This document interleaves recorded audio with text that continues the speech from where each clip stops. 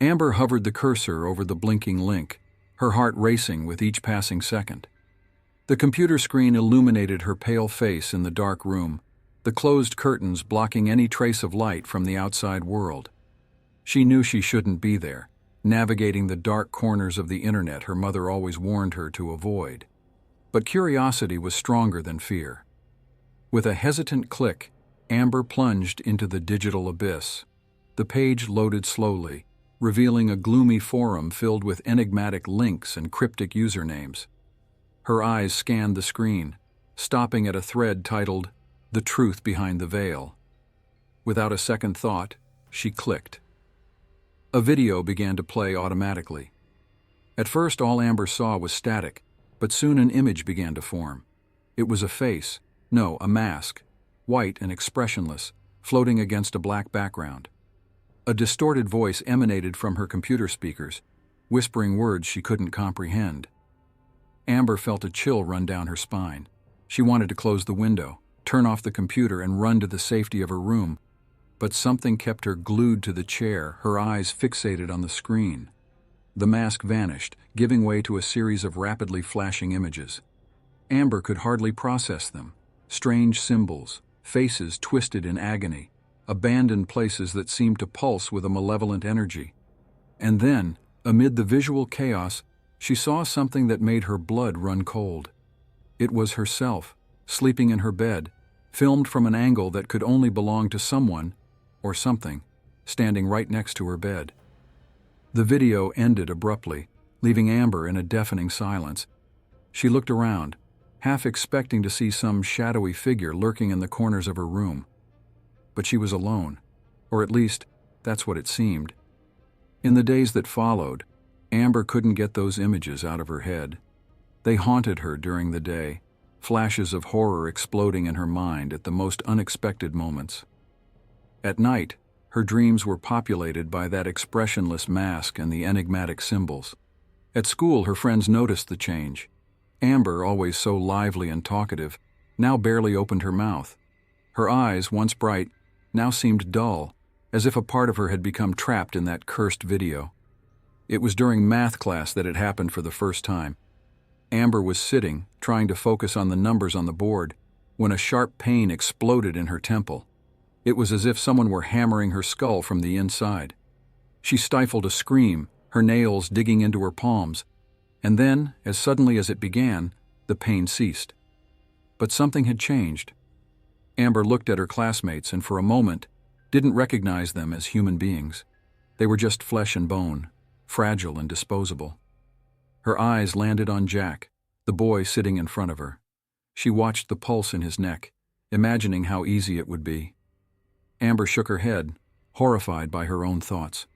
What was happening to her?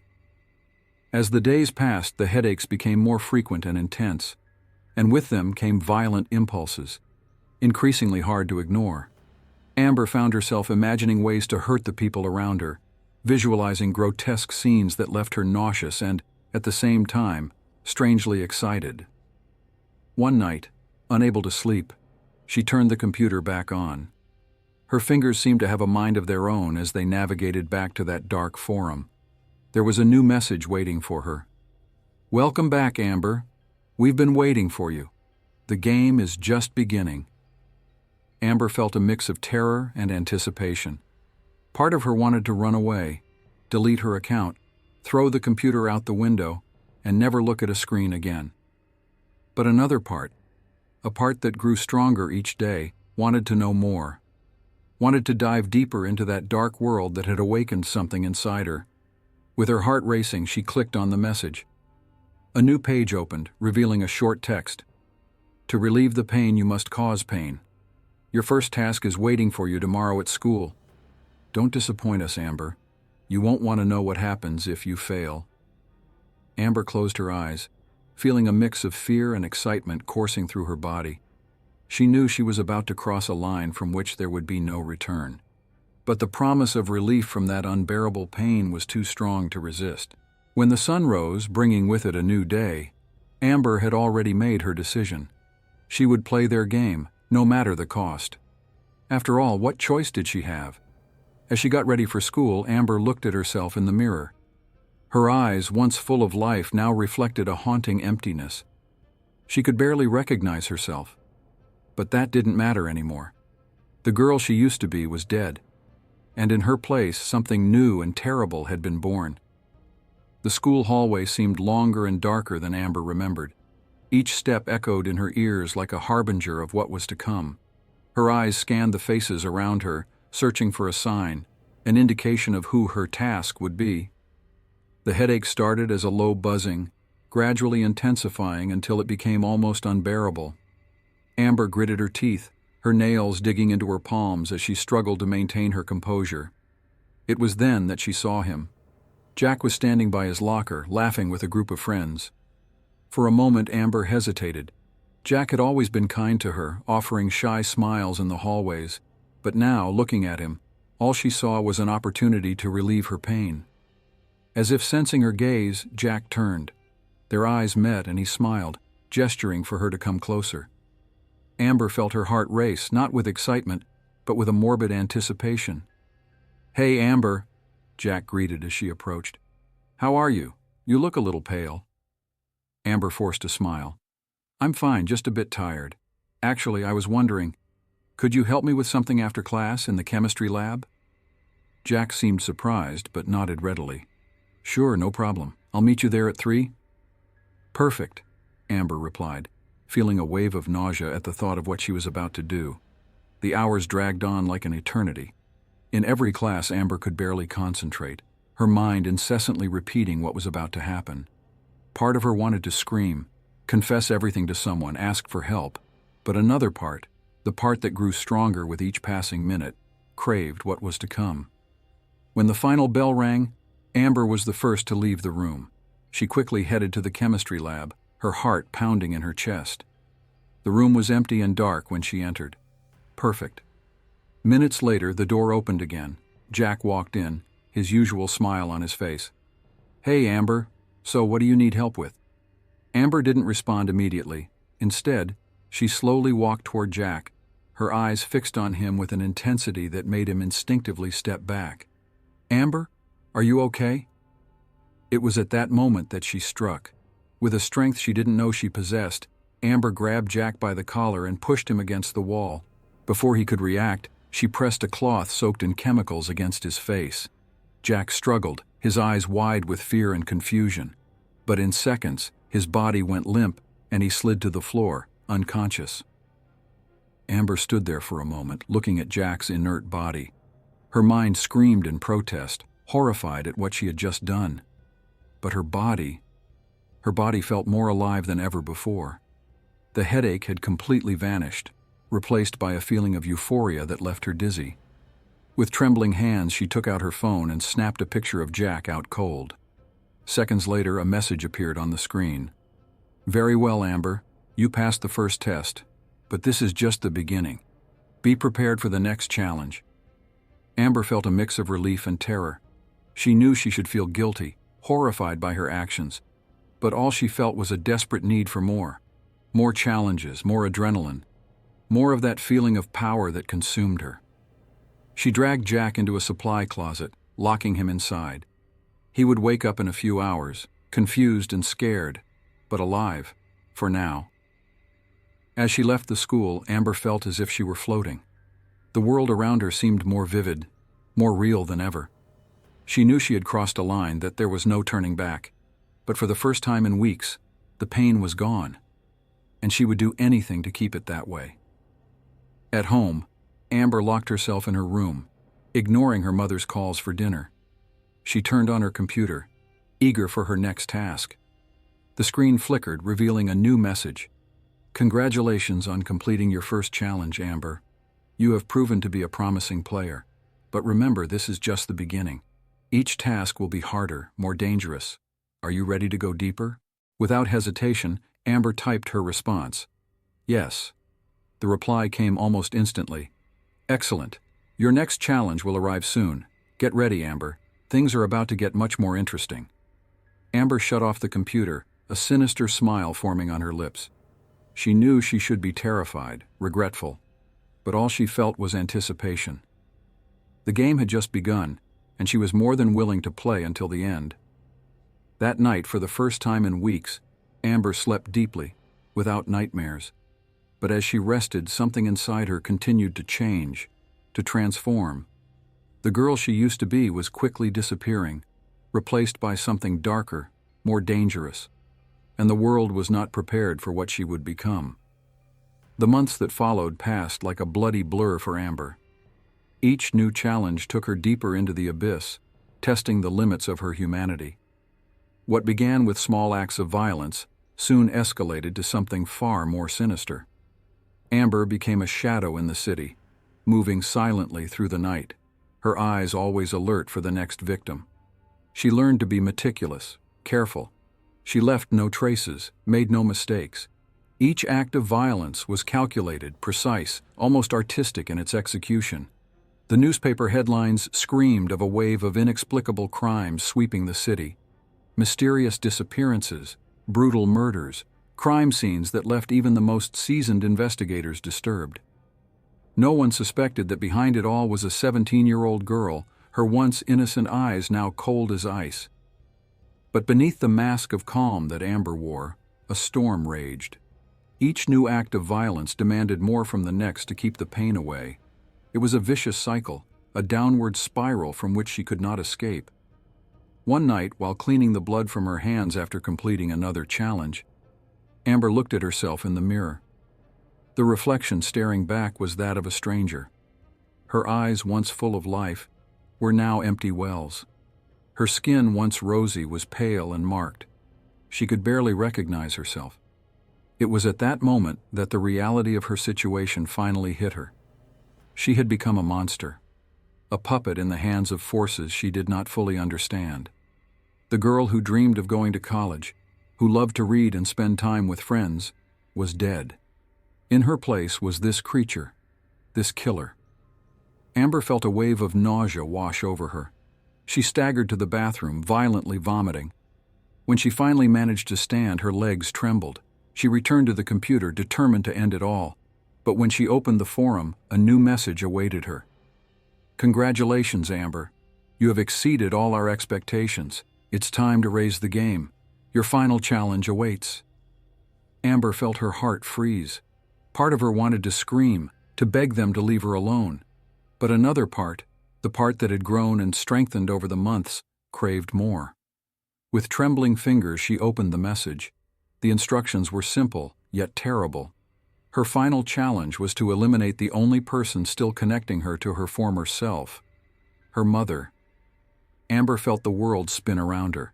This was too much, even for the monster she had become.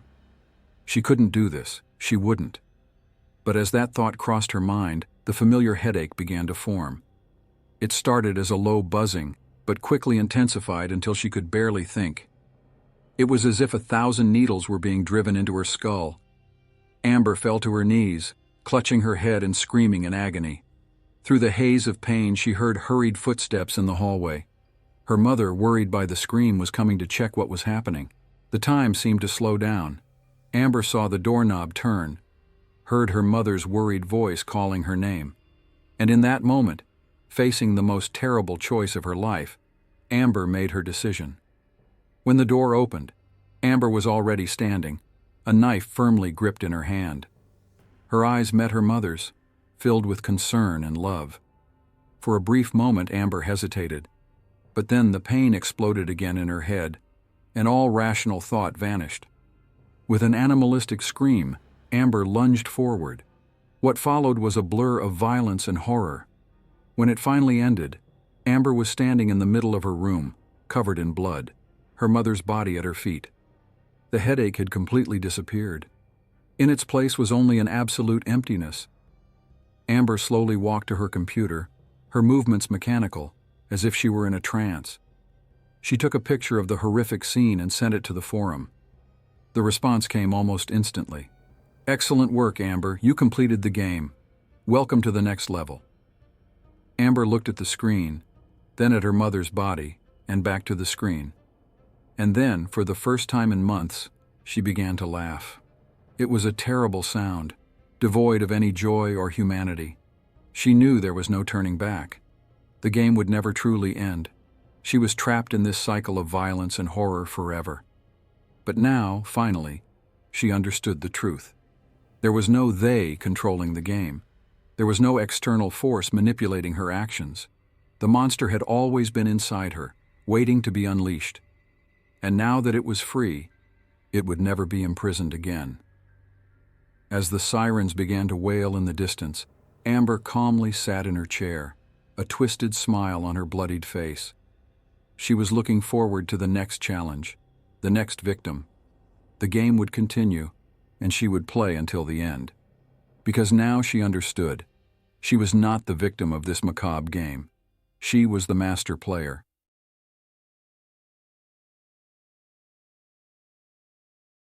The sun was setting on the horizon, painting the sky in bloody hues as Ryan settled in front of the computer. His fingers trembled slightly over the keyboard, hesitant. He knew he shouldn't be there, navigating the darkest corners of the internet. But curiosity consumed him, an incessant itch in his brain that he couldn't ignore. With a trembling sigh, Ryan typed in the address that his classmate Mike had given him. The screen flickered, revealing a grim forum filled with enigmatic links and disturbing discussions. His eyes scanned the page, his heart racing with each new macabre topic he encountered. It was then that he saw it, a solitary link, blinking like a beacon in the digital darkness. "True horror, not for the faint of heart," the description read. Ryan swallowed hard, his finger hovering over the mouse. Should he click? A voice in his mind screamed for him to back away, but another, more insistent one pushed him forward. With a click, the video started playing. At first, all Ryan saw was darkness.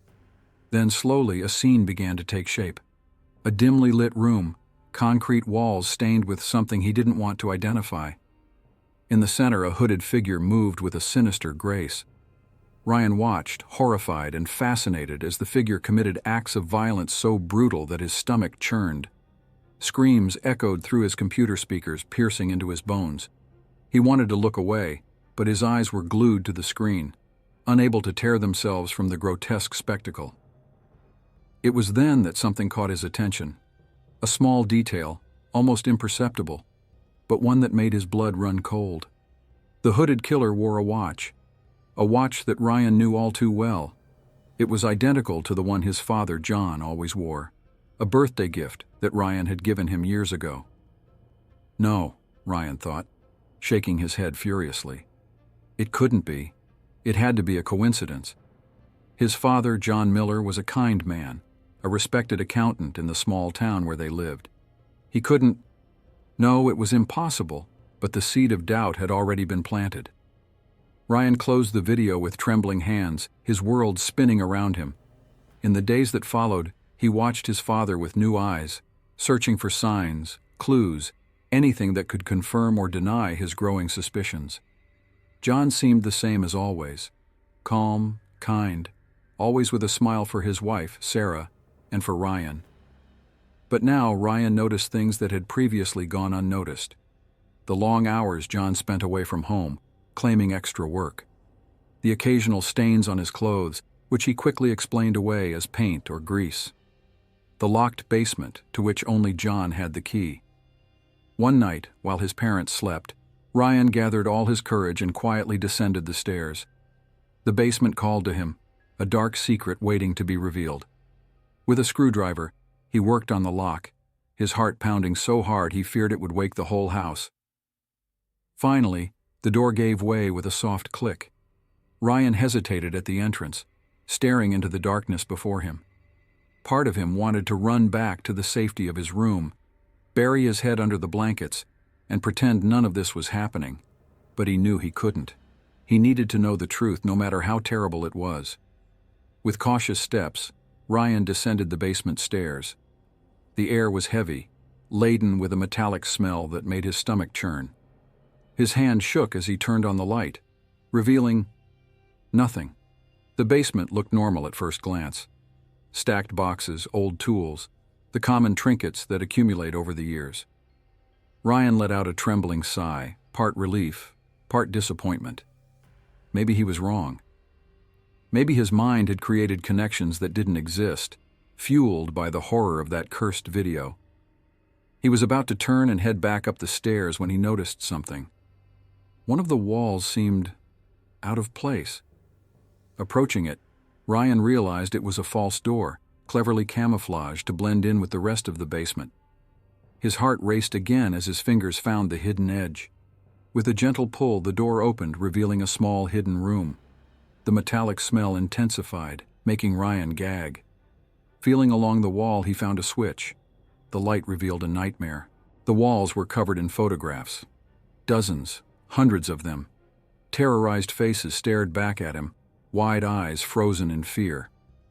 On a table in the center of the room, tools were carefully aligned, shining under the cold light. Ryan recognized some of them from the video he had watched. But the worst was in one corner, a shelf full of jars. In each of them, floating in murky liquid, were... Ryan stumbled back, bile rising in his throat. It couldn't be real. It couldn't... A creak behind him made him turn. There, at the top of the basement stairs, stood John, his father, the man who had raised him, who had taught him to ride a bike, who comforted him after nightmares.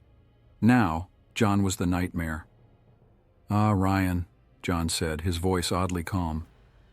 "I hoped you would never find out, but now that you have discovered..." He stepped forward, the light revealing the glint of a knife in his hand. "Well, I suppose we'll have to have a long talk about family secrets." Ryan recoiled, his world crumbling around him. The man before him was no longer his father. He was a monster, a creature born from the deepest horrors of the internet. And now, trapped in that basement with the embodiment of evil, Ryan realized that his quest for the truth could cost much more than he had ever imagined. Time seemed to freeze in that suffocating basement. Ryan and John stared at each other, father and son bound by a terrible secret that threatened to destroy them. The silence was broken only by Ryan's ragged breathing and the soft clinking of the knife in John's hand.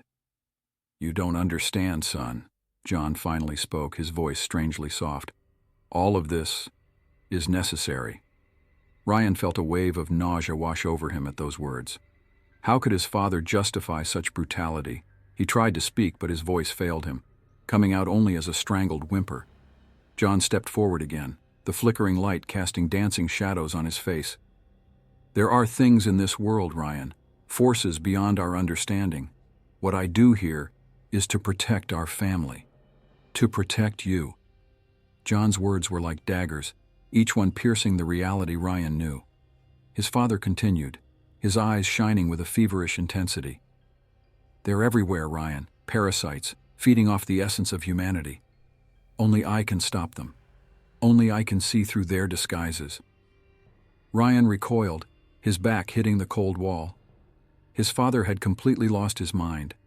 The photos on the walls seemed to silently scream, pleading for help. Ryan squeezed his eyes shut, wishing it was all just a terrible nightmare. But when he opened them again, John was still there, now just a few steps away. "You have the gift too, Ryan. I saw it in your eyes. That's why you found this place. That's why you need to understand." With a quick movement, John grabbed Ryan's arm, dragging him to the central table. "Look," he commanded, forcing his son to face the bloodied tools. "Every cut, every incision is a battle against evil. I'm saving the world, son, one body at a time." Ryan struggled to break free, his stomach churning. But John was stronger, his fingers digging into his son's flesh like claws. "You will learn," John whispered, his hot breath on Ryan's ear. "You will continue my work when I can no longer." In that moment, something inside Ryan snapped. With a strength he didn't know he possessed, he shoved John away. His father staggered back, surprised by the sudden resistance. Ryan seized the chance and ran toward the stairs. But John was faster. With an animalistic roar, he grabbed Ryan's ankle, causing him to fall. Ryan's head hit a step, stars exploding in his vision. He tasted the metallic tang of blood in his mouth. "You don't understand," John shouted, dragging Ryan back to the basement. "I need to show you. I need to teach you." Ryan kicked and thrashed, panic taking over. His fingers clawed at the concrete floor, desperately searching for something to hold on to.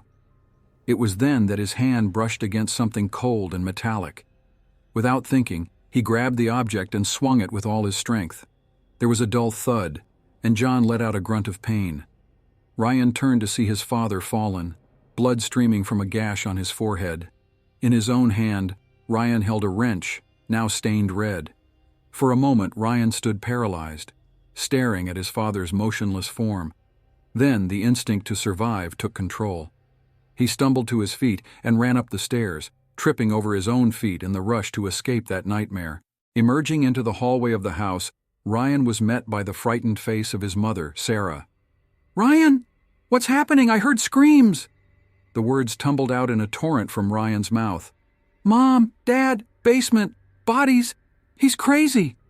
Sarah stared at him, confusion and fear mingling in her eyes. "What are you talking about, dear? Where's your father?" As if summoned by her words, a bestial roar echoed from the basement. John emerged from the shadows, blood streaming down his face, his eyes shining with insane fury. "Sarah!" he shouted. "Stay away from him! Ryan is infected! He's one of them now!" Ryan's world spun. Suddenly he didn't know who to trust anymore, what was real. His mother looked back and forth between them, panic growing on her face. "John, what happened to you?" Sarah shouted, backing away. "There's no time to explain," John growled, advancing.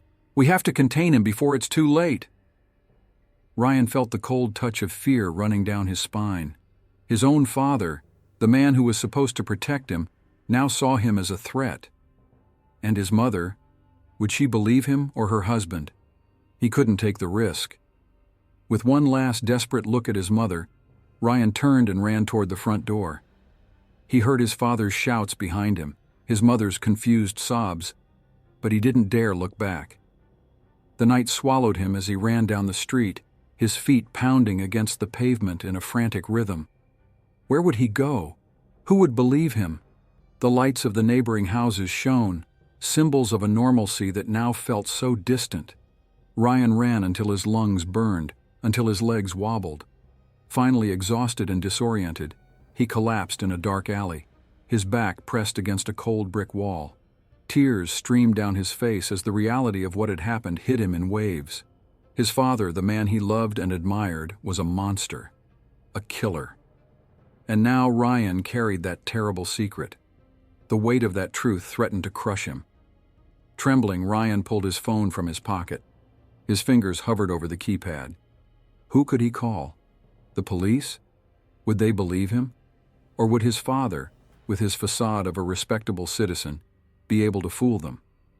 As Ryan struggled with his decision, shadows seemed to move at the edges of his vision. The fear his father had planted began to blossom. What if John was right? What if there really was something more sinister lurking in the shadows? Ryan shook his head, trying to dispel those thoughts. No. He couldn't let himself fall into the same madness that consumed his father. There had to be a rational explanation for all of this. With trembling fingers, Ryan began to dial the emergency number. But before he could complete the call, a hand emerged from the darkness, gripping his wrist. "Ah, Ryan," his father's familiar voice whispered in his ear. "Did you really think you could escape?" Ryan's scream was muffled by another hand, the sweet smell of chloroform filling his nostrils. As darkness engulfed him, his last thought was how the night, once so ordinary and safe, now concealed unimaginable horrors. And so, the shadows of the alley swallowed father and son, leaving only the distant echo of a siren as a silent witness to yet another dark secret of the city. Consciousness slowly returned to Ryan, like lazy waves lapping at the shore. His eyes opened to darkness, and for a moment of blessed confusion, he thought he was in his bed. But the familiar metallic smell and the cold concrete beneath his back soon brought the terrible reality back. He was in the basement, his father's horror laboratory. Ryan tried to move, only to discover that his wrists and ankles were bound. Panic threatened to engulf him, but he fought to stay calm. He needed to think, to find a way out. Finally awake. John's voice cut through the darkness like a razor. A dim light flickered on, revealing his father sitting in a nearby chair, his eyes shining with a mix of madness and something else. Sadness? Disappointment? "Dad," Ryan began, his voice hoarse. Please, this is madness. You need help. John tilted his head, a sad smile playing on his lips. Oh, Ryan, you still don't understand, do you? I am the help. I'm the only thing keeping this world from falling into total chaos. He stood up, slowly walking around the table where Ryan was tied up. You know, I hoped you would be different, that you would see the truth on your own. But now, John sighed heavily, now I see that I'll have to show you. With a fluid motion, John grabbed a syringe from a nearby tray. The liquid inside glowed unnaturally under the dim light. What is that? Ryan asked, his heart racing with fear. This, my son, is the key to seeing the world as it truly is, John replied, his voice taking on an almost reverent tone. It will open your eyes to the creatures hiding among us, parasites using human skin as disguise. Ryan struggled against the restraints, terror growing in his chest. Dad, please, this is madness. There are no monsters, there are no parasites. You're sick, you need help. John paused, the syringe hovering inches from Ryan's arm. For a moment, something like doubt crossed his face, but then his eyes hardened. You will understand, Ryan. You have to understand. The needle pierced Ryan's skin, and he felt the cold liquid spreading through his veins. Almost immediately, the world began to distort around him. Shadows came to life, dancing on the basement walls. His father's face seemed to melt and reform, bestial features emerging and disappearing. What have you done to me? Ryan moaned, squeezing his eyes shut tightly, but the visions continued, now projected in his mind.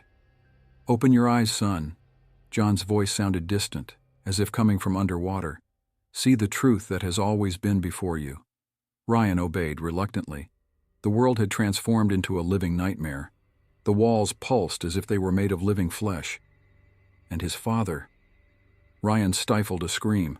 John's skin seemed to have become translucent, revealing an alien creature beneath, tentacles writhing just below the surface. Do you see now, John? Or the thing that seemed to be John asked.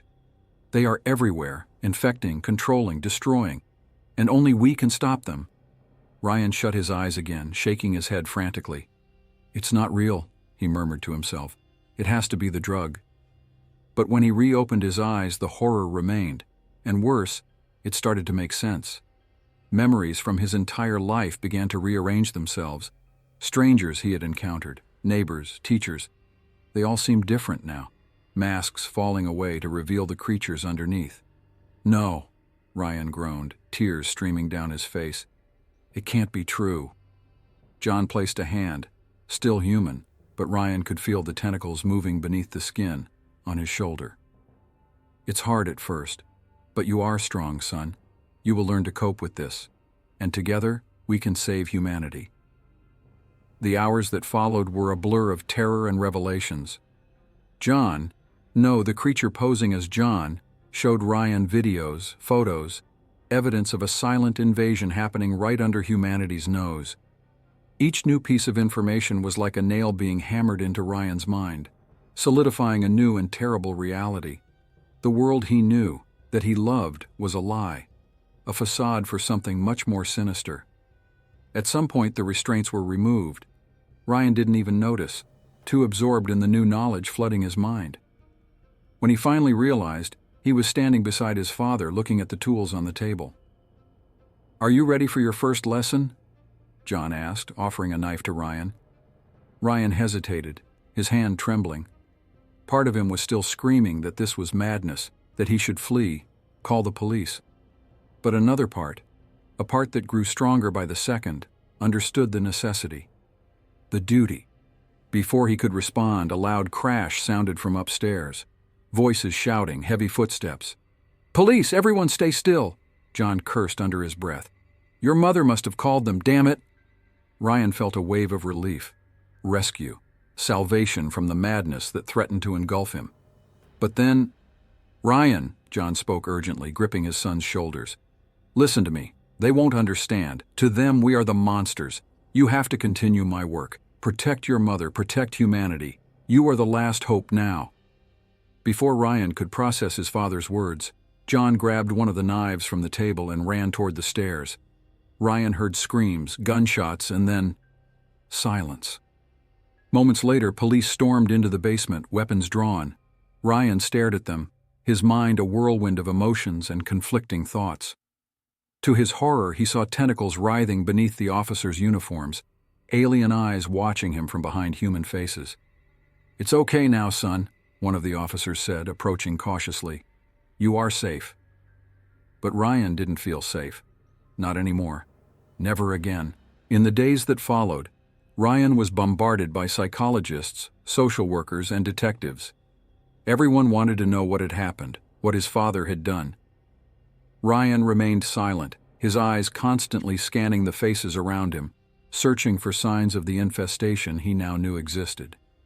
His mother, Sarah, cried constantly, alternating between hugging Ryan tightly and isolating herself in her room. Ryan watched her closely, relieved not to see any signs that she was also one of the creatures. At least she was safe. The news exploded with the story. "Respected accountant revealed as serial killer," the headlines screamed. Horrific details leaked, painting John Miller as a monster, a psychopath who had terrorized the community for years. But Ryan knew the truth. His father was not a monster. He was an unrecognized hero, fighting a war that no one else could see. Sitting in his room weeks after the incident, Ryan stared at the wall, his mind replaying everything he had learned. The world outside continued, oblivious to the danger lurking in the shadows. People laughed, loved, lived their lives, unaware that monsters walked among them. Ryan closed his eyes, remembering his father's last words. "You are the last hope now." Slowly, he got up and walked to his desk. Opening a drawer, he pulled out a notebook. On the pages were detailed drawings of the creatures he now saw everywhere, notes about their habits, their weaknesses. Ryan traced the outline of one of the drawings with his finger. His father had died protecting humanity from a threat they didn't even know existed. Now it was his turn to carry that burden. Picking up a pen, Ryan began to write, planning his next move. The world needed to be saved, and he was the only one who could do it.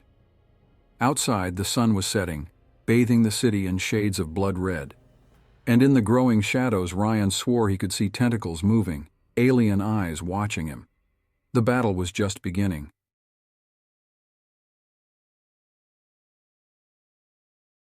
Iago was at home, surrounded by his friends, on a night that could have been ordinary, but promised a deep dive into the dark depths of the internet. The room was illuminated only by the bluish light of the computer screen, casting a curious glow on the faces of the young people. Letitia, Raphael, and Camilla were excited, laughing and making bets about what they would find on the deep web. The atmosphere of anticipation was palpable. "I bet we'll find something bizarre like a video of a cat dressed as a pirate," Raphael joked, making everyone laugh. Camilla, with a mischievous smile, said, "I'd rather bet we'll find something really creepy. That would be thrilling." Iago, on the other hand, was more cautious. He knew that the deep web held dark secrets, but the adrenaline of the moment was contagious. "Just don't forget that this could be dangerous, right?" Iago remarked, trying to bring a bit of caution to the group. "Let's not get carried away by curiosity." But his words were met with laughter and gestures of disdain. "Oh, come on, Iago, it's just a fun night. What could go wrong?" Letitia replied, winking at him. After hours of browsing, filled with laughter and comments about the oddities they encountered, a link caught Iago's attention. It was a live video. "Look at this!" he exclaimed, clicking on the link before anyone could protest. The screen quickly filled with dark images, revealing a horrifying scene. A man wearing a mask that covered his face was in a dimly lit environment, surrounded by screams and pain. "Oh my God!" Letitia screamed, covering her mouth with her hands. "Iago, what is this? We need to get out of here!" The expression of horror on her face was evident, and Raphael also looked shocked. Camilla, however, watched with a mix of fascination and repulsion. "It's just a video, guys. Look how realistic it is," she said with a gleam in her eyes that made Iago uncomfortable. "No, this isn't right. We need to turn this off now," Iago insisted, but the adrenaline was coursing through his veins, and he hesitated. The presenter of the video was speaking in a distorted voice, and the atmosphere of terror was gripping. "Look, Iago, this is just a show. No one is really getting hurt," Raphael argued. But Iago's concern was growing. "This isn't a game, Raphael. This is live torture," Iago replied, his voice trembling with indignation. "We have to report this." Letitia, still horrified, looked at Iago with pleading eyes. "Please, Iago, let's go. It's not worth it. We can't be cowards. If no one does anything, this will keep happening." Iago stood up, determination making his voice sound firmer. He felt he needed to do something, but his friend's hesitation made him anxious. Camilla, with a thoughtful expression, commented, "But what if this brings trouble for us? What if they find out we're watching?" Iago's eyes narrowed as he looked at the screen, the tension rising with each passing second. "I don't care. Someone needs to stop this," he declared, determined to act. However, as the video continued to stream, a deep sense of discomfort began to fill the air. "Maybe we should just leave and tell someone," Letitia suggested again, but Iago was becoming increasingly immersed in the scene, his mind battling between curiosity and morality. "We can't just ignore this," he repeated, the adrenaline pulsing through his veins. The group was divided, and the room, once filled with laughter, was now a silent battlefield between reason and madness. As the live stream progressed, the tension in the room was palpable. The video revealed a horrific scene, and the presence of the masked man with his distorted voice made everything even more unbearable. Raphael, his gaze fixed on the screen, had an idea. "I'm going to record this. We need proof of what's happening." He leaned to grab his phone, but Iago immediately opposed him. "This is madness, Raphael. Don't you understand what's at stake here?" Iago spoke in an urgent tone, his heart racing. "If this guy realizes we're recording, it could be even worse." "Then what do you suggest? Just sit here and watch this happen?" Raphael retorted, his frustration evident. "We need something to prove he exists, that this broadcast isn't just a hoax." Letitia, still in shock, intervened. "Guys, this isn't a joke. We could get into serious trouble. We need to get off this page now." She stared at the screen, where a new scene of torture was unfolding, causing her to tremble. "Please, let's turn it off." But Iago was obsessed. "No, we need to understand who this guy is. He's having fun at our expense. If we know what he wants, maybe we can actually report him." At that moment, the presenter of the video, a man with a deep and menacing voice, abruptly stopped and looked directly at the camera. "I think we have some curious viewers," he said, his voice echoing. "Iago, you shouldn't be here. Your curiosity could cost you dearly." Iago's heart raced. How did he know his name? "This can't be happening," Iago murmured, feeling a chill run down his spine. "He knows who I am." "What do we do now?" Camilla asked, her voice trembling. The room felt smaller and the air was thick with tension. They all exchanged glances, uncertainty and fear reflected in their faces. "We need to report this immediately," Iago decided, determined. "I can't just sit here and do nothing. This is a crime." Letitia shook her head, terrified. "Iago, you don't understand what's at stake. Look at him. He's looking at us. If you do this, he might do something to you or your family." "And what if we do nothing?" Raphael shot back, his tone aggressive. "Are we just going to let this continue? There could be more people watching and he might get bolder." "But you're not understanding. He's already threatened us," Letitia shouted, her voice filled with desperation. "Iago, please think about your family." The room was enveloped in an anguishing silence. Iago felt the pressure building, an internal conflict between the need to do the right thing and the fear of what might happen. He took a deep breath, trying to calm down. "I'm going to call the police," he decided, standing up and grabbing his phone. "Don't do it," Camilla pleaded as Iago dialed the number. "You don't know what could happen. He might be monitoring everything." But Iago was resolute. He pressed the button to make the call, but before he could connect, the phone's screen flashed with a message. It was a notification from the presenter. "Iago, do you really think you can escape? I'm always one step ahead. You and your friends are being watched." The panic took over the group. "Disconnect, Iago! Disconnect now!" Raphael shouted, his voice loud and desperate. Iago hesitated, his mind a storm of thoughts. What to do? He felt the weight of the masked man's gaze upon him, as if they were being watched with every movement. I don't know what to do," he replied, distressed. Camilla started looking for options on the computer. "Let's try to find a way to shut down this transmission. We need to erase our tracks immediately. Anything he might use against us." The nervousness increased, and the feeling that they were being hunted hung in the air. The masked man's laughter echoed in their minds, a terrifying reminder that the darkness of the internet had invaded their lives in a way they could never have imagined. Iago sat at the kitchen table, his eyes fixed on the computer screen. The bluish light reflected his tense expression, while his friends, Letitia, Raphael, and Camila, gathered around him, restless. The macabre video still pulsed in their memories, a shadow that seemed unwilling to disappear. The adrenaline that had once united them now separated them, creating an irreversible chasm of fear. "Are you really going to do this?" Raphael asked, his voice trembling. He was sitting in a chair, his fingers intertwined and his posture tense. "Iago, this could be dangerous. They might be monitoring you." "I can't just stand still," Iago replied, his voice firmer than he felt. "If anyone needs to know what's going on, it's the police. They have to stop this guy before he hurts someone else." Camilla, who had remained silent until that moment, looked at Iago with concern. "What if he's right? What if they really are watching us? The last thing we want is to draw their attention. But what if we do nothing? What if someone has already been kidnapped because of this video? I can't just ignore this." Iago was exhausted, but his determination was palpable. He stood up and grabbed his phone, determined to make the call that could change everything.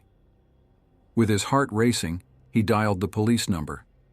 As soon as the phone began to ring, the whole room seemed to hold its breath. The first sign of connection was a temporary relief, but soon Iago realized something was wrong. Before he could say a word, a pop-up message appeared on the computer screen. "Do you really think you can escape?" Iago's heart raced. He looked at his friends, who now had wide eyes, terror etched on their faces. "He knows we're here," Letitia murmured, her face pale. "Disconnect. Disconnect now." "No, I'm going to continue," Iago shouted. But a chill ran down his spine, making him hesitate. He looked back at the screen, where the masked man smiled sinisterly, as if he knew exactly what was happening. "Iago, you can't do this," Raphael insisted, now standing, his voice rising in desperation. "This is madness." "I won't give up," Iago yelled, but his determination was being eroded by panic. What he thought was a heroic action now felt like a race against time, where the consequences could be fatal. He hung up the call before anyone could answer, and then turned to the computer, trying to find a way to exit the stream. But with every click, the feeling of being watched increased. Camilla, now on the verge of tears, pulled Iago's arm, pleading, "Please, Iago, let's get out of here now." The tension in the room became palpable. Fear, once a mere spectator, was now an active participant, taking over every corner of that space that had once seemed safe. Iago, still in denial, began closing tabs quickly, but the sense that something terrible was about to happen consumed him. "We need to erase our tracks," Letitia suggested, her voice now a whisper. "Clear the history, everything. We can't leave anything behind." "Yes, that's right," Iago agreed, his voice trembling. He started clicking frantically, but his mind was in turmoil. "Why are we doing this? What does this guy really want?" "I don't know," Raphael said, his voice low and hesitant. "But we have to get out of here. We need a plan." The idea of a plan seemed distant. Iago felt paralyzed by uncertainty. The night fell heavily upon them, and the feeling of being watched only intensified. He looked out the window. The darkness outside seemed to swallow the light. "This can't be happening," Iago murmured to himself, the pressure growing in his chest. He slumped into the chair, covering his face with his hands. Nightmares haunted him all through the night, distorted images and threatening whispers filling his mind.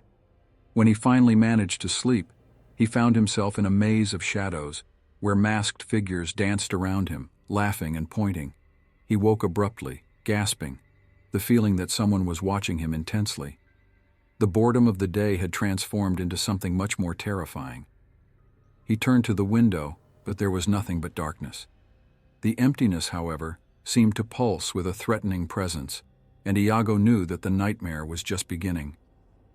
The next morning, sunlight filtered through the curtains of Iago's house, but he felt far from the peace that daylight could once bring. The sound of his phone vibrating on the table jolted him from his dark thoughts. With trembling hands, he picked up the device and saw an anonymous message that had arrived. His heart raced at the sight of a photo of his family, smiling carefree in a moment of happiness. The caption, however, was a cruel blow to his chest. "Don't make any more reports, Iago. You don't want this to happen again." He felt a chill run down his spine and his head began to spin. "This can't be real," he murmured, running a hand over his face, which was slick with sweat. Desperate, he got up and began pacing the room. Each step seemed to echo the happy laughter of his family, now distant and threatened. "Hey, Iago, what's wrong?" Letitia, who was in the kitchen, heard her friend's hurried movements and appeared in the room with a worried look.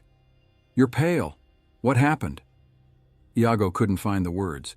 He simply showed her the phone screen, which she looked at with a horror-stricken expression. "This can't be happening. We have to do something." "And what do you suggest? Report it again?" "We're not sure this won't make things worse." Raphael, who had arrived just in time, crossed his arms and frowned, trying to stay calm. "We need a plan," Camilla said, joining the conversation. "If this guy knows who you are and where you live, we have to find out who he is before it's too late." Letitia nodded, still holding her phone. "I was trying to investigate the masked man. He's been arrested for similar crimes before, but he always managed to escape justice. There's something very wrong about this." "That doesn't matter now," Iago interrupted, his voice firm but anxiety showing in his eyes. "My family is in danger. We need to act fast." "Then let's meet again and discuss this," Raphael suggested, trying to keep the group united. "But we need to do it discreetly. No one can know we're involved." Iago agreed, but uncertainty consumed him. The group decided to meet at Camilla's house, a place they considered safer. As they made their way there, a feeling of despair began to hang in the air. Iago walked ahead, his mind swirling with thoughts of how the situation had turned into a nightmare. Upon arriving, Iago noticed the front door was ajar. A chill ran down his spine. He looked at his friends and silence settled as they approached cautiously. "Camilla?" Iago called, but no one answered. The atmosphere was wrapped in oppressive silence. "This isn't good," Letitia whispered, looking around as if expecting something horrible to jump out of the shadows. "Should we go in?" "Let's be careful," Raphael said, his voice tense. He pushed the door open slowly, revealing a messy living room. The couch was turned over, and a painting on the wall hung strangely, as if someone had tried to rip it down. "This isn't normal," Iago murmured. He stepped inside first, the others following him hesitantly. "Camilla?" His voice sounded like an empty echo. The lack of response only heightened the anguish growing in his chest. They began to explore the house, each step heavier than the last. Iago looked into the kitchen and saw the table was messy, as if someone had left in a hurry.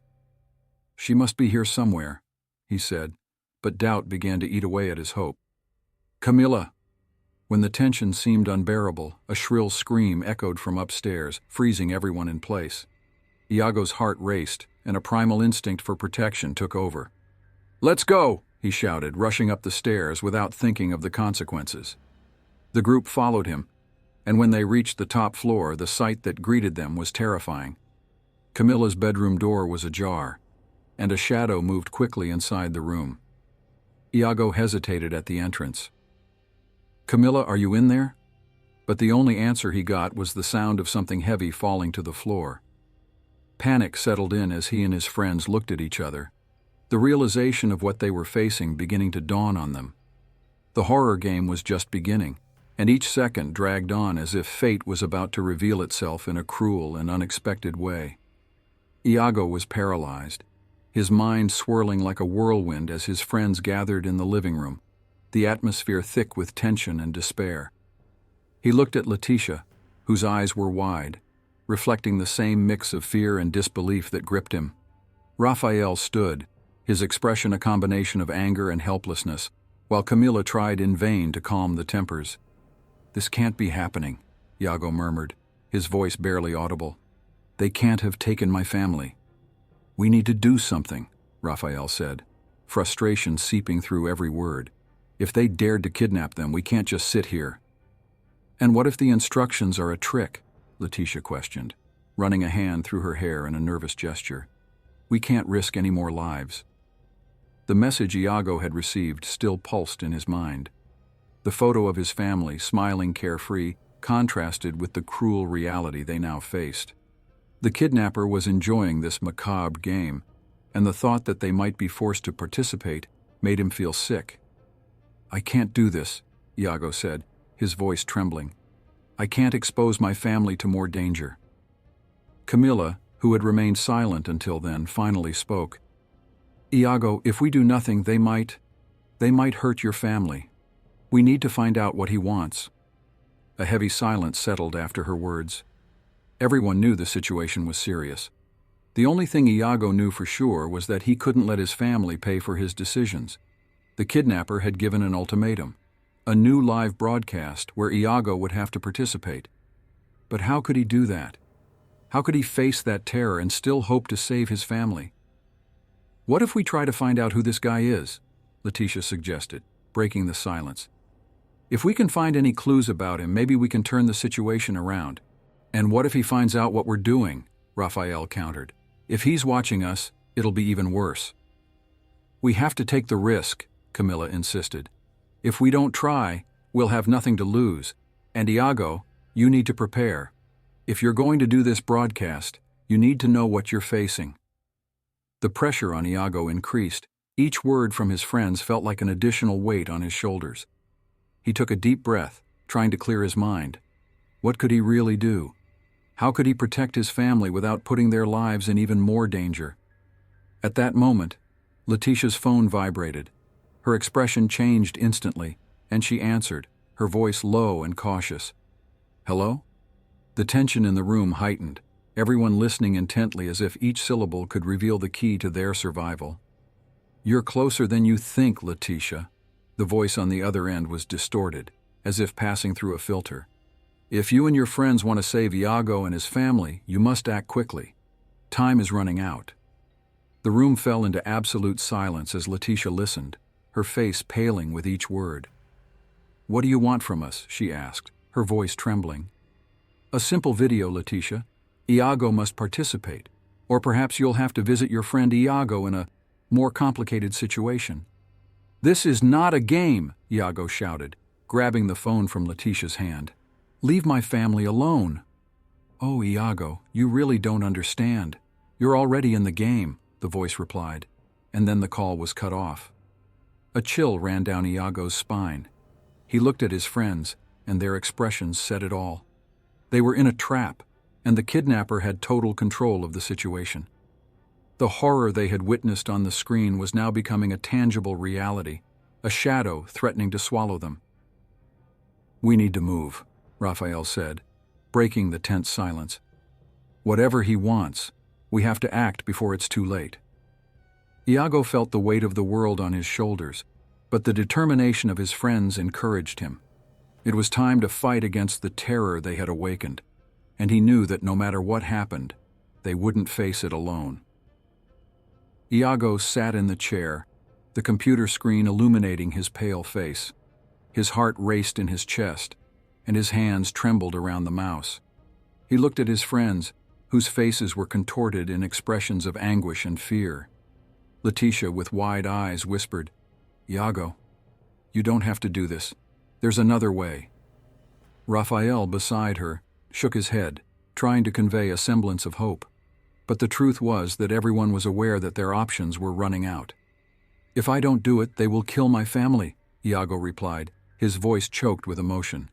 "I can't let that happen." Camilla, who had been silent until that moment, finally spoke, her voice almost a whisper. "But what if it's a trap? What if they're just playing with us?" "We can't take that risk," Iago said firmly. But his gaze was lost. as if he were trying to find an answer somewhere in the shadows dancing on the walls. He knew he was about to enter a game he couldn't fully comprehend, but the need to save his family was stronger than any other concern. His friends positioned themselves around him, the tension in the air almost palpable. "We'll do this together," Letitia said, placing her hand on Iago's shoulder. "We're with you no matter what happens." Raphael and Camila nodded, and for a brief moment, Iago felt a thread of hope. They were a team, and together they could face anything. But doubts lingered like shadows on a cloudy day. With a click, Iago started the live stream. The screen lit up, revealing a dark studio filled with objects that seemed to have come straight out of a nightmare.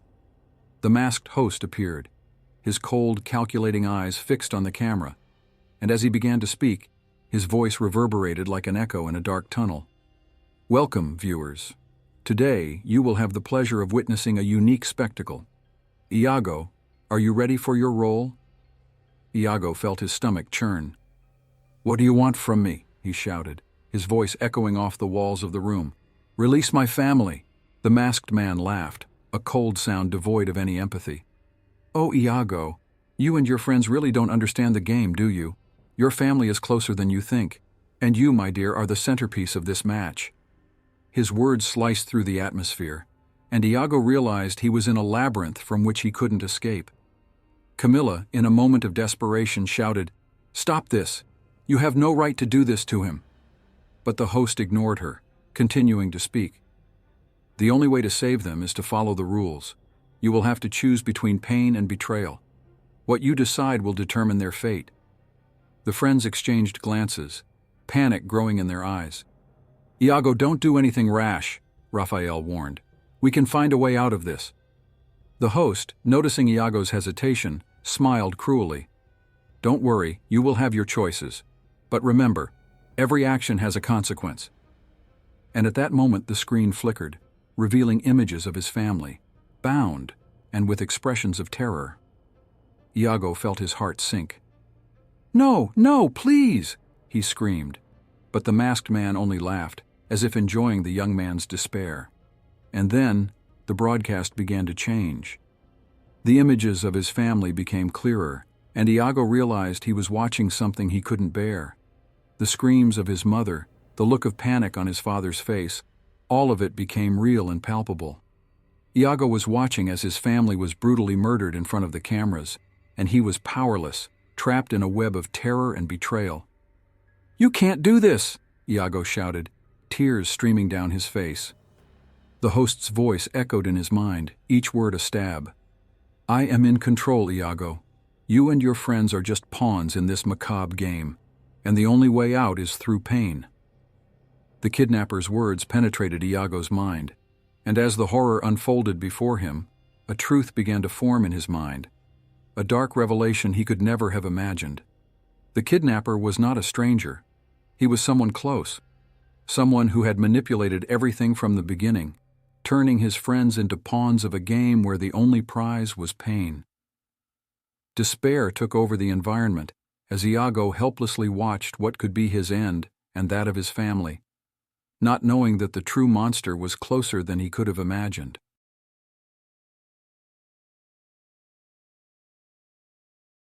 Raphael was immersed in his daily routine, surrounded by tangled wires and flickering monitors. The small office he occupied in a computer repair company was a refuge for him, away from the social interactions that troubled him so much. With nimble hands, he dismantled a faulty laptop, his mind focused on the task and distant from any distraction. As the machine came back to life, he allowed himself a moment of distraction, watching the screen display the operating system rebooting. It was then that an unusual icon caught his attention, a small symbol, almost imperceptible, in the lower corner of the screen. Raphael frowned, intrigued.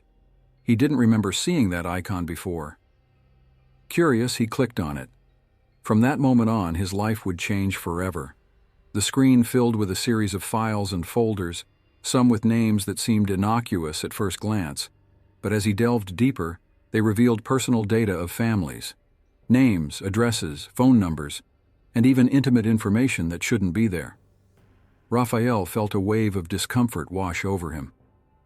This can't be real, he murmured to himself as his fingers danced over the keyboard, navigating through the files. It's an invasion of privacy, he exclaimed, not realizing he was speaking out loud. He knew he shouldn't be accessing that data, but curiosity was stronger. Adrenaline coursed through his veins, and he felt like a detective in a film noir, about to unravel a sinister mystery. His heart raced as he clicked on a video file. The screen lit up with disturbing images. Raphael felt his stomach churn. The scenes were of violence, suffering, and people being exposed to unimaginable situations.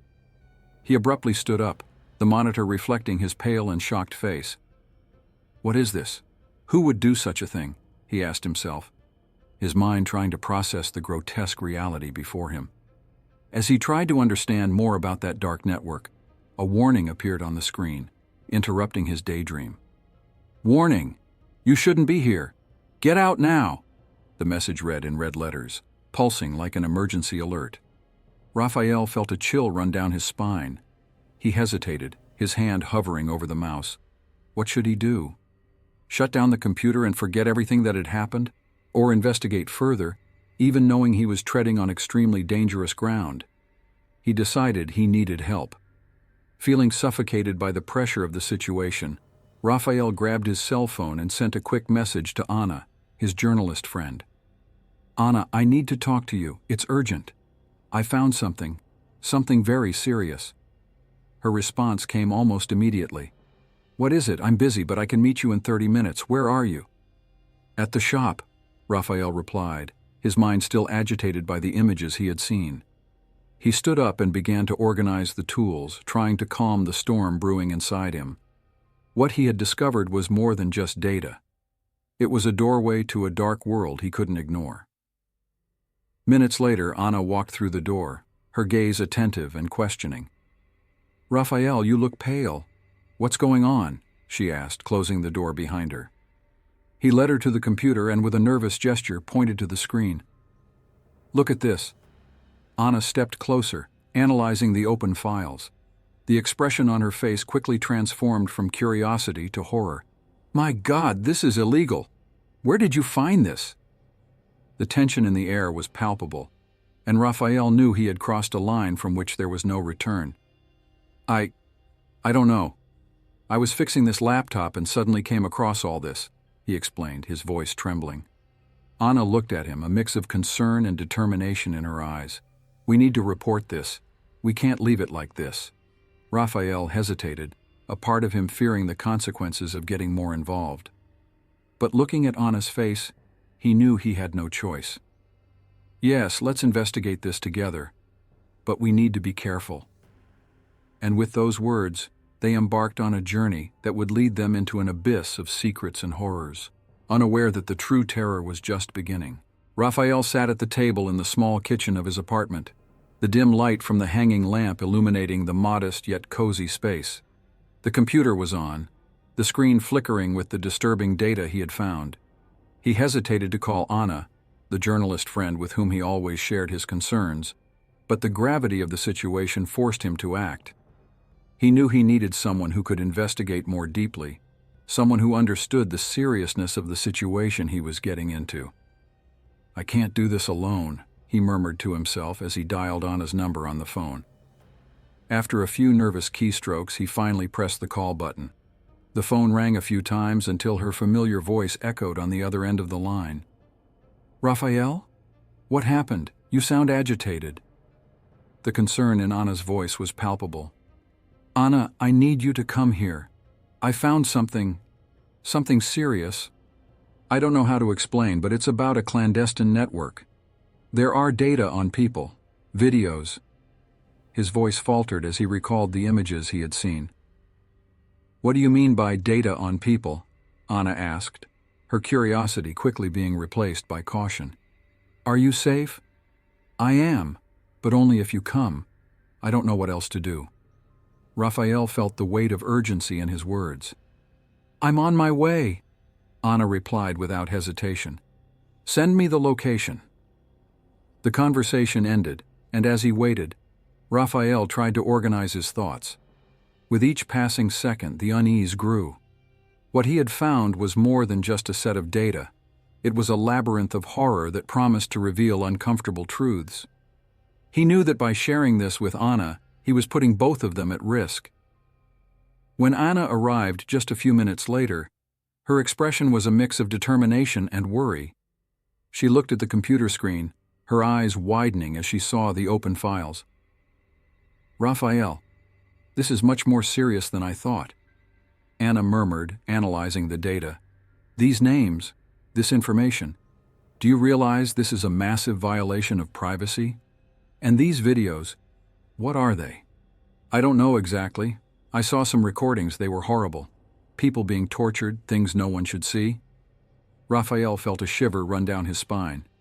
"I can't stay here. We need to find out where this is coming from." Anna nodded, already immersed in the investigation. She opened some files, her fingers dancing quickly over the keyboard. A series of videos began to load, and the expressions of horror became more intense. Raphael remembered every image he had seen, and the memory left him uneasy. "This is unbelievable," Anna said, her voice tense. "We need to trace the origin of this network. If these videos are real, we could be dealing with something much deeper than we imagined." "Yes, but—" Raphael hesitated, his gaze fixed on a warning that had appeared on the screen. "Stop, you must not proceed." "Look at this. What does it mean? It's a threat. Someone is watching." Anna looked at him, her face pale. "We need to be careful." As they continued to investigate, a code appeared on the screen, a complex sequence that seemed to be spreading. Raphael frowned, trying to decipher what it meant. "It's spreading like it has a life of its own," he said, confused. "What could this mean?" "It could be a worm, a software that propagates through vulnerabilities," Anna commented, already jotting everything down in her notebook.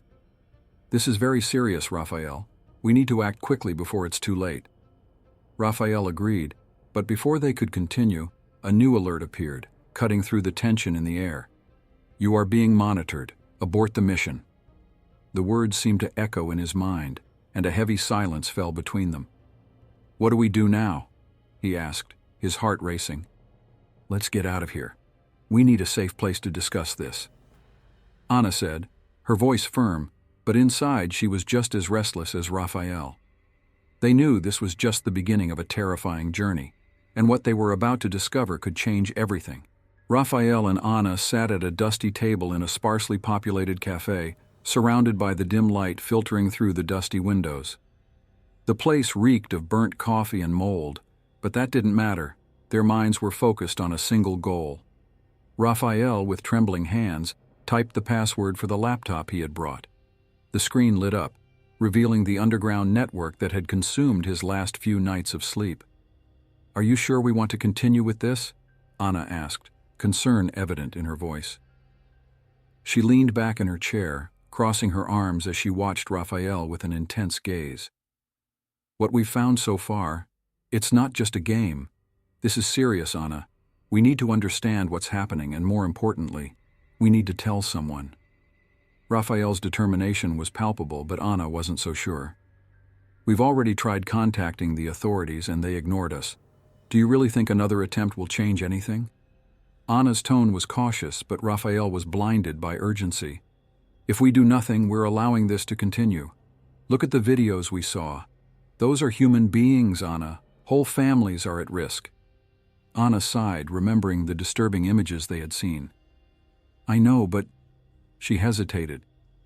"What if they find out we're investigating? What could happen to us? We can't let fear paralyze us. If there's a larger conspiracy at play, we need to find out how far it goes." Raphael was burning with indignation, and the passion in his speech seemed contagious. Anna couldn't ignore the fire that burned in his eyes. "Okay, let's try. But we need to be careful." She finally agreed, feeling the adrenaline starting to flow in her veins. "What do you suggest?" "Find an underground forum. It's a risk, but maybe we can find people who are already aware of what's happening. If there are others like us, we can join forces." Anna nodded, her mind already starting to devise a plan. "And what if they're the same ones who are part of this network? We could end up in the middle of a den of snakes. It's a risk we'll have to take. We need to act quickly before they realize we're poking our noses where we shouldn't. Raphael knew time was against them. The network was not just a collection of data. It was a complex web of information, and possibly lost lives. After a few minutes of silent searching, Raphael found a forum with a dark interface, filled with coded messages and discussions from users who seemed to share a common interest. Here, this looks like the place. Anna leaned in to look at the screen, her eyes shining with the curiosity and fear bubbling inside her. And now, how do we infiltrate? We need to create fake profiles. Use pseudonyms. If they suspect we're new, they might ignore us, or worse, alert the others. Raphael typed quickly, creating a new account while explaining. Let's pretend to be tech enthusiasts. That'll give us a good excuse to participate in the discussions. As Raphael set up the account, Anna looked around, feeling as though they were being watched. We need to be quick, she whispered, her unease increasing. Done, Raphael said, his face illuminated by the glow of the screen. Let's start exploring what they have to say. As the conversation on the forum unfolded, the tension mounted. Messages filled with technical jargon and references to obscure events proliferated. Raphael and Anna exchanged nervous glances, realizing they were venturing into dangerous waters. Look at this, Raphael said, pointing to a message that seemed to describe a location where machines were connected. They're talking about a central hub, like there's a main hub controlling everything. We need to find out more, Anna said, her voice low. This could be the key to understanding the network. Yes, but we need to be cautious, Raphael warned. If they realize we're genuinely interested, they might try to silence us. The conversation continued, but deep down both knew they were on a path that could lead to unimaginable dangers. The sinister connection they had uncovered was just the beginning, and with each new message, the weight of the truth they sought became more oppressive. What was unfolding there was not just a mystery to be unraveled. It was a fight for survival that would lead them into an abyss of horror and violence. Raphael's eyes were fixed on the computer screen, the lights of the clandestine forum flashing in a frantic rhythm. The environment around him felt distant, almost as if he were immersed in a digital nightmare. Next to him, Anna typed quickly, her face illuminated by the blue light of the monitor as she tried to decipher what the message from the observer meant. Do you think he can be trusted? Anna asked, her voice heavy with caution. I don't know. But if he really has information that can help us, we need to take the risk. What do we have to lose besides our lives? Raphael replied, feeling a chill in his stomach. The truth was that unease pulsed through his veins like a warning that they were navigating dangerous waters. They had been on the forum for hours, and with each new message they received, the feeling of being watched grew. The observer promised help, but demanded information in return. Raphael hesitated at the thought of sharing more about their discoveries, but Anna seemed determined. We need to know more about him before we commit. Let's do a deep search. If so many forum members have disappeared, we'd better stay alert, she said, her firm tone reflecting the urgency of the situation. Raphael agreed, but a disturbing thought crossed his mind. What if the observer was the key to something even more sinister? They began to investigate past interactions on the forum, trying to find any clues that could indicate the true identity of the mysterious user. With every click, the tension mounted, and the feeling of being observed became almost palpable. Look at this, Anna said, pointing at the screen. This user, Vigilante, commented on several posts before disappearing. It seems he was close to discovering something important. The search led them to a trail of deleted messages and accounts that had been abruptly deactivated. Raphael felt like a detective in a thriller, but the adrenaline rush was overshadowed by fear. What would happen if they were the next to disappear?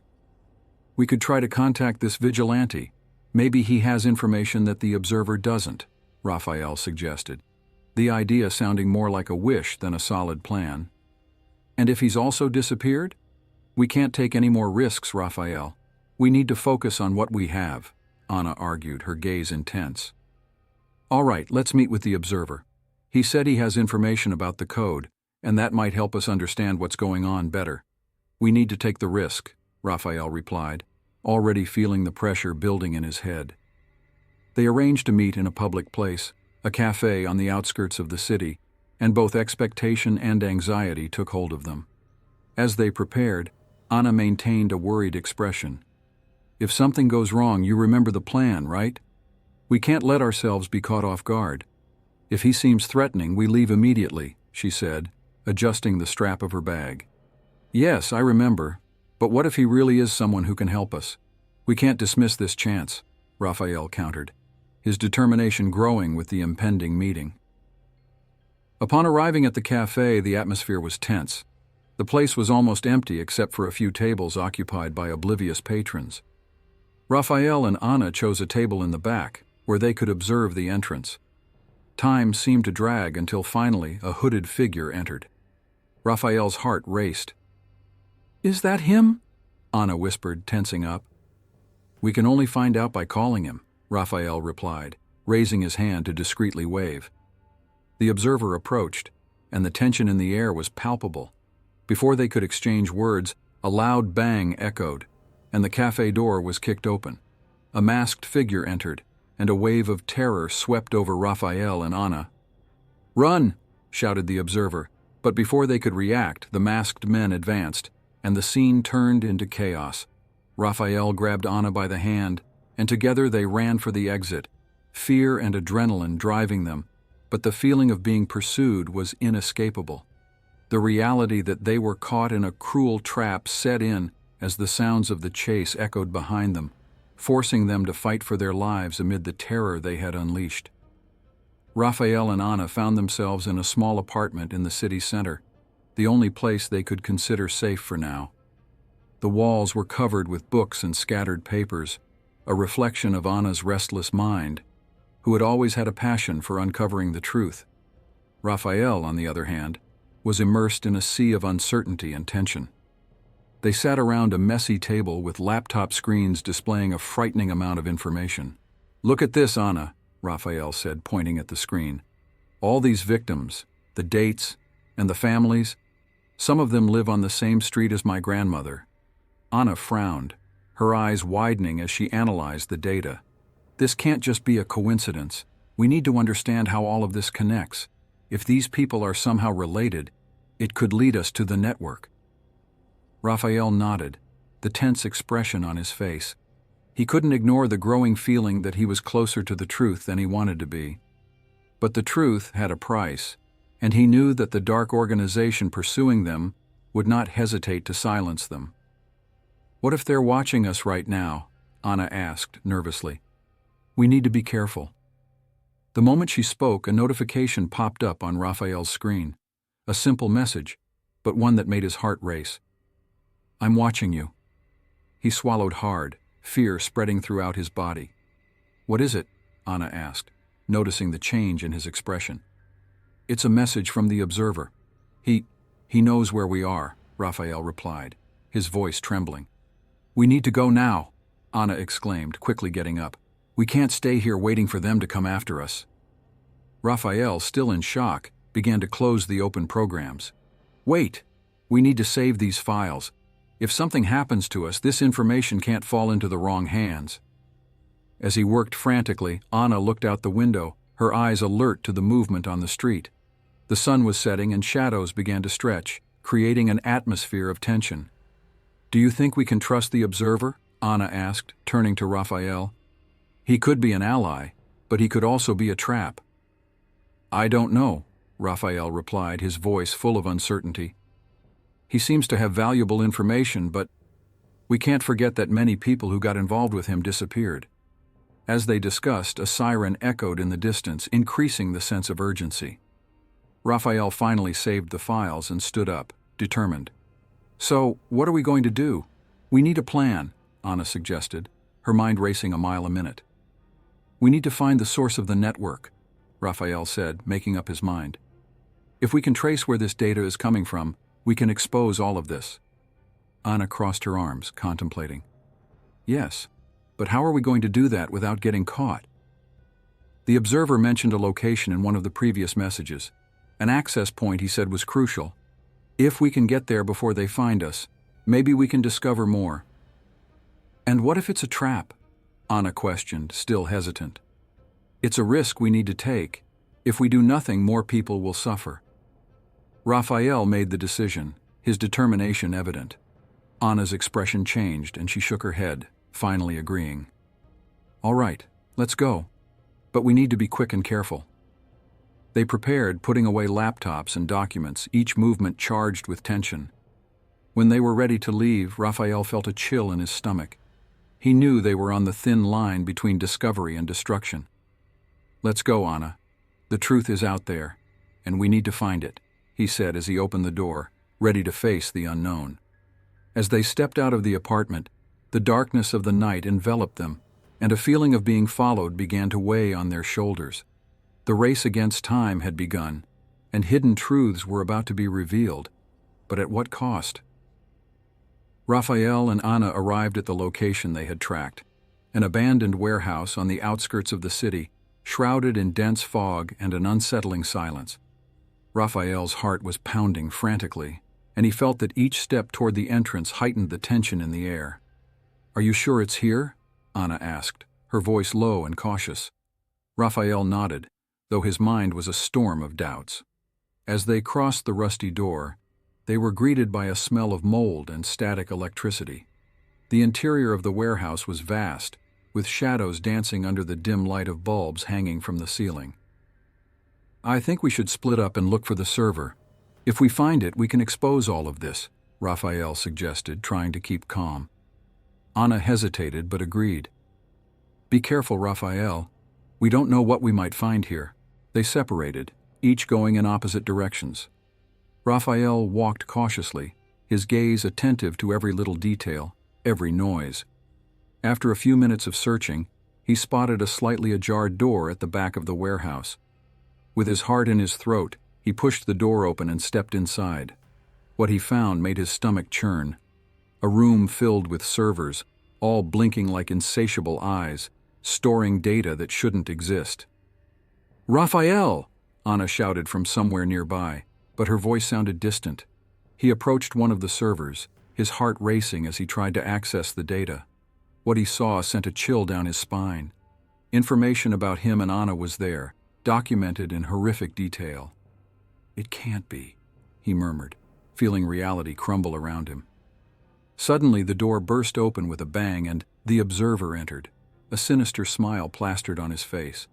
Surprising, isn't it? He said, his eyes shining with a disturbing intensity. Raphael felt a wave of anger and betrayal. You are one of them? He couldn't believe that his former colleague, someone he had trusted, was now there, on the side of the organization they were trying to expose. What we've done here is for a greater good, Raphael, the observer said, his voice filled with conviction. This information is power, don't you understand? It's not just about us, it's about protecting people, even if it means doing what many consider wrong. Anna appeared behind him, her expression perplexed. Protecting people? Look at what you've done. You're insane. Anna's words were like a desperate cry that echoed through the room. Raphael felt torn. He knew he needed to disable the server, but the observer was an obstacle. Raphael, you need to help me, the observer insisted, stepping forward. You can be a part of this, and we can change everything together.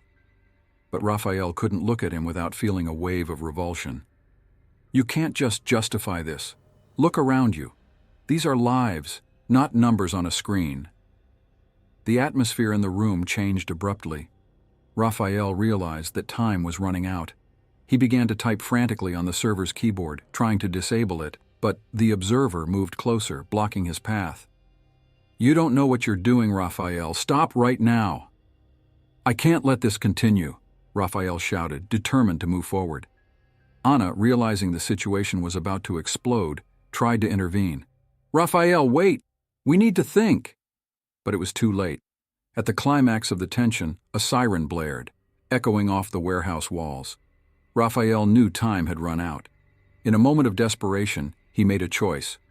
I'm not going to let you stop this. He pushed the observer, but the impact made the former colleague lose his balance and fall, hitting a cable that disconnected one of the servers. A series of alarms began to sound, and the lights flashed.